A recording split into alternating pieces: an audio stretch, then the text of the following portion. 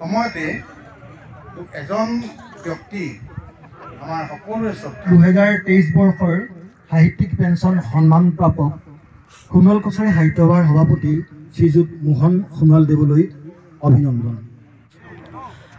মই বৰ্তমান উপস্থিত আছোঁ ধেমাজি আৰু ডিব্ৰুগড়ৰ সীমা বগীবিল দলঙৰ নিচেই কাষত, আৰু এই বগীবিল দলঙৰ কাষতে লুইতৰ চাপৰিত সোণোৱাল কছাৰী সাহিত্য সভাই বনভোজ অৰ্থাৎ প্ৰীতিভোজ আয়োজন কৰিছে। আৰু এই প্ৰীতিভোজৰ লগত সংগতি ৰাখি এখনি কাৰ্যনিৰ্বাহক সভা আয়োজন কৰিছে।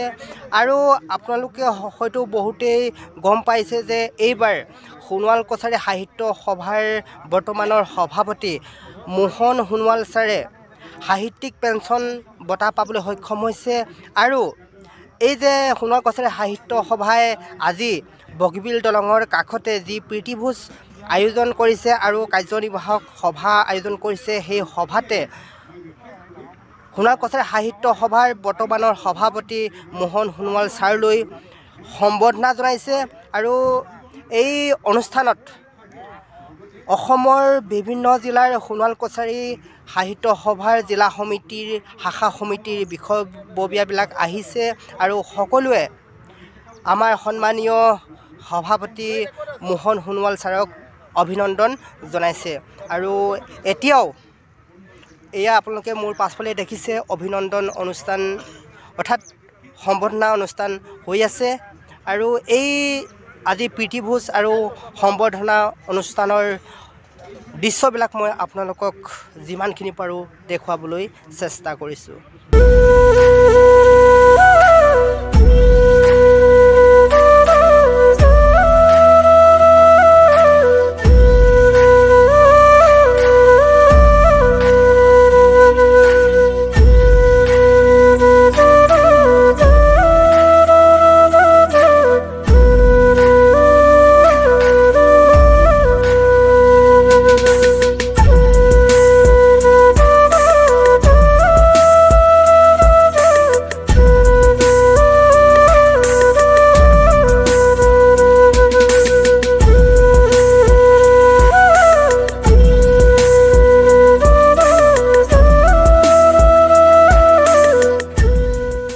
সংগঠনবিলাকে এতিয়া সেই অঞ্চলবিলাকলৈ গৈ গৈ এই যিসকল মেধা ছাত্ৰ ছাত্ৰী যিখনে দেশৰ কাৰণে এতিয়া ৰাজ্যৰ কাৰণে দায়িত্ব ল'ব, এইখিনিক লগত ৰিলেশ্যন নপায় তেওঁলোকক আমি আজীৱন সদস্য বা আমাৰ সাহিত্য সভাৰ লগত তেওঁলোক হিতৈষী সদস্য হিচাপে আমি তেওঁলোকক বিচাৰিব পাৰোঁ।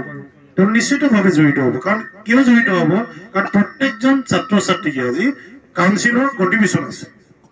এইবাৰ 12জনৰ ভিতৰত 5জনটো আমি দিল্লীত কোচিং কৰাইছোঁ। এজন ল'ৰাক আমি 5 লাখৰ ওচৰত খৰচ কৰিছোঁ। এইবাৰ যি 12জন পাইছে 5জন দিল্লীত কোচিং কৰা কাউন্সিলৰ 5 লাখ টকা তেওঁলোকৰ নামত আমি খৰচ কৰিছোঁ। আৰু বাকী 7জনক আমি 2 টাইমছ 20,000 দিছোঁ তেওঁলোকক। কাৰণ কণ্ট্ৰিবিউশ্যন কাউন্সিলৰ আছে, আমাৰ সমাজখনৰ কণ্ট্ৰিবিউশ্যন তেওঁলোকৰ আছে। গতিকে তেওঁলোকে নিশ্চিতভাৱে আমাৰ সমাজৰ প্ৰত্যেক ক্ষেত্ৰত তেওঁলোকে জড়িত হ'ব লাগিব। আৰু যদি জড়িত হ'বৰ কাৰণে তেওঁলোকে মঞ্চটো দিব লাগিব। আমি তেওঁলোকৰ কাৰণ মঞ্চ যিহেতু আমাৰ ইমান সুন্দৰ ছাত্ৰ সন্থা আছে, নাৰী সন্থা আছে, আজি সাহিত্য সভা আছে, এতিয়া যিবিলাক আমাৰ সামাজিক মঞ্চ, কল্যাণ সংঘ, আজি যিখিনি সামাজিক মঞ্চ, এই মঞ্চৰ লগত তেওঁলোকক জড়িত কৰাব লাগিব। মই ভাবোঁ তেতিয়া আমি এই শক্তিখিনি পাম। কাৰণ সিহঁতে আমাৰ ফিউচাৰ, আমাৰ সমাজখনত অৰ্থনৈতিকভাৱে হওক, সামাজিকভাৱে, শৈক্ষিকভাৱে যদি ফিউচাৰ আমি সমাজখন নতুনকৈ নিৰ্মাণ কৰিব লাগে, তেতিয়াহ'লে এই শক্তিখিনি আমি আমাৰ লগত চামিল কৰাব লাগিব। নহ'লে সিহঁতে বেলেগ পথে হয়তো গুচি যাবও পাৰে। কাৰণ যেনে মঞ্চ নাপাব, ৰিলেশ্যন নাথাকিব আমাৰ লগত। গতিকে সেই বস্তুখিনি আমি লক্ষ্য ৰাখিব লাগিব।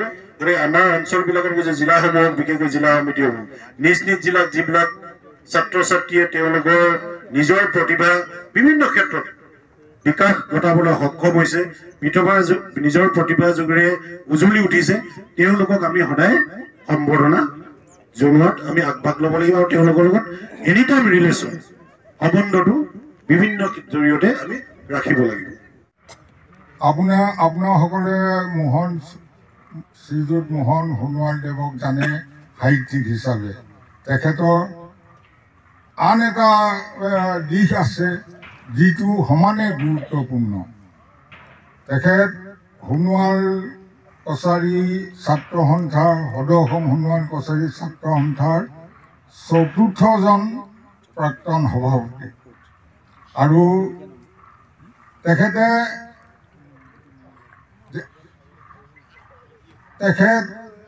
যিখন আমাৰ এখন আজি ৫৫ বছৰৰ আগতে এই ব্ৰহ্মপুত্ৰ নদীতে হওক এখন নাও আৰম্ভ কৰা হৈছিল, যাত্ৰা আৰম্ভ কৰা হৈছিল এখন নাৱৰ যোগেদি আৰু নাওখনক ঘূৰিবতা ধৰিছিলে আমাৰ যুৱকগৰাকীয়ে।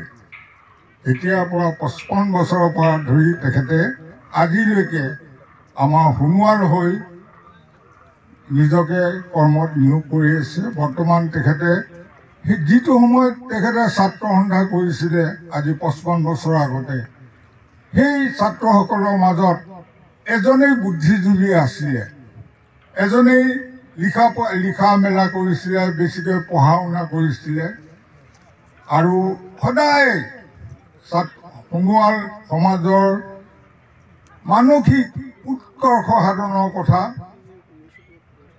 সভাই সমিতিয়ে কৈছিলে। আজি তেখেতে সদায় তেতিয়া চিন্তা কৰে কেনেকৈ আমাৰ সোণোৱাল জাতিটো আগবাঢ়ি যায়।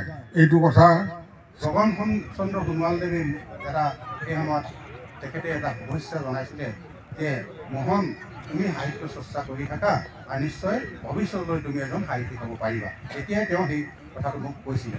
আৰু মোৰ সাহিত্যিক জীৱন আৰম্ভ হয় বিশেষকৈ মোৰ যিটো সাহিত্যিক জীৱনৰ টাৰ্ণিং যিটো পইণ্ট, সেই পইণ্টটো হৈছে মই কানৈ কলেজত যেতিয়া নেকি অধ্যয়ন কৰি আছিলোঁ, এই অধ্যয়ন কৰি থকা সময়তে মই সেই সময়ত বিশেষকৈ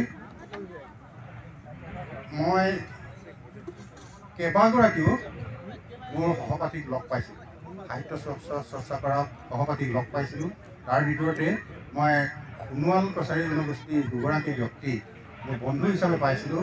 এগৰাকী হৈছে প্ৰয়াত দুলন সোণোৱালদেৱ আৰু এগৰাকী হৈছে আমাৰ প্ৰয়াত কুমুদ ৰঞ্জন দাস। নাথাকিব বাধাৰ প্ৰাচীৰ আৰু নাথাকিব প্ৰহৰী, নাথাকিব য'ত অহংকাৰৰ প্ৰাচুৰ্যতা, অমানৱীয়তা আৰু ফুপুলা প্ৰতিযোগিতা। দুগ দুগ দুগ দুগ দম্বৰু বাজে, সৃষ্টি সৃষ্টি বুলি মহাকালে নাচে। সৃষ্টি আদি, সৃষ্টি অনাদি, সৃষ্টিৰ চক্ৰ মন্থিত কৰি ঘূৰে প্ৰণয়ৰ চক্ৰ। বগীবিল পাৰৰ সুন্দৰ পৰিৱেশ, কিবা এটা ভাল লাগিছে থাকি। আৰু আমাৰ যি সোণোৱাল কছাৰী সাহিত্য সভাই যি প্ৰীতিভোজ আয়োজন কৰিছিলে আৰু সেই প্ৰীতিভোজ ইতিমধ্যে খাই শেষ হৈছে আৰু অলপ সময় পিছতে আমি যামগৈ। আৰু আমি আপোনালোকক আজি এই প্ৰীতিভোজৰ বা এই সম্বৰ্ধনা অনুষ্ঠানৰ বৰ বেছি আপোনালোকক দেখুৱাব নোৱাৰিলোঁ, তাৰ কাৰণে বেয়া নাপাব। আৰু এইখিনি কথাকে ক'লোঁ আৰু ভিডিঅ'টো ইমানতে সামৰি মাৰিছোঁ। চাই থাকিব সদায় স্মল মিক্সাৰ, নতুন নতুন ভিডিঅ' লৈ আমি সদায় আপোনালোকৰ কাষত আছোঁ আৰু ভাল ভাল ভিডিঅ' আপোনালোকে পাই থাকিব। ধন্যবাদ।